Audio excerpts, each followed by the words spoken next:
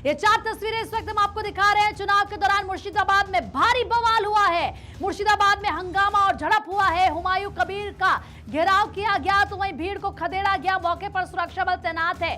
पंचायत चुनाव हो या फिर हो विधानसभा का चुनाव, पश्चिम बंगाल में इलेक्शन का मतलब ऐसा लगता है कि हिंसा है। देखिए, कभी बूथ कैप्चरिंग की तस्वीरें निकलकर सामने आती थी, कभी किस तरीके से अटैक वहां पर प्रत्याशियों पर किया जाता है, कभी हम देखते हैं कि हंगामा हो जाता है। और आज भी यही तस्वीर निकलकर सामने आई है। सोचिए, पहले से कानून व्यवस्था को वहां पर बनाए रखने के लिए पूरी तैयारी की गई है, किसी तरीके से हिंसा ना हो, इसके लिए अतिरिक्त फोर्स को तैनात किया गया। चुनाव आयोग ने भी अपनी स्पेशल तैयारियां यहां पर की, लेकिन उसके बावजूद पश्चिम बंगाल से जब ऐसी तस्वीरें निकलकर आती हैं तो ये वाकई चिंता खड़े करने वाली और चिंता को बढ़ाने वाली तस्वीर होती है कि आखिर ऐसा क्यों पश्चिम बंगाल में होता है। चुनाव क्या वहां पर शांतिपूर्ण नहीं हो सकते हैं?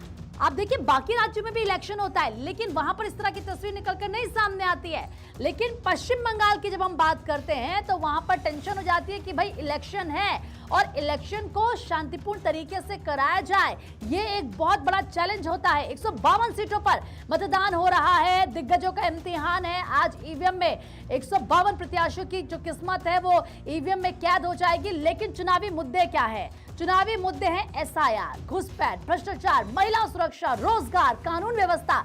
ये बड़े मुद्दे हैं। इसके अलावा कानून व्यवस्था तो है ही है बड़ा मुद्दा जो पश्चिम बंगाल इलेक्शन का है। और फिलहाल वहां पर वोटिंग चल रही है, मतदान हो रहा है, लेकिन लोगों से यह अपील भी लगातार की जा रही है कि शांतिपूर्ण तरीके से मतदान कीजिए।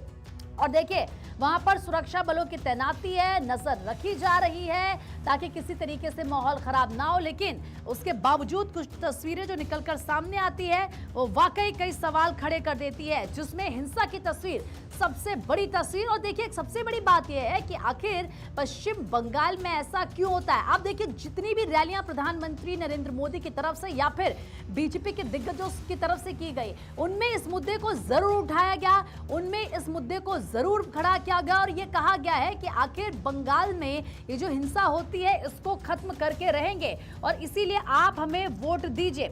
अब फिलहाल वहां पर वोटिंग चल रही है, लेकिन देखना होगा कि पश्चिम बंगाल की जनता आखिर किन मुद्दों पर वोट करती है, कौन से मुद्दे उनके जहन में हैं। और लगातार भारत 24 पर महा कवरेज क्योंकि लगातार चल रही है।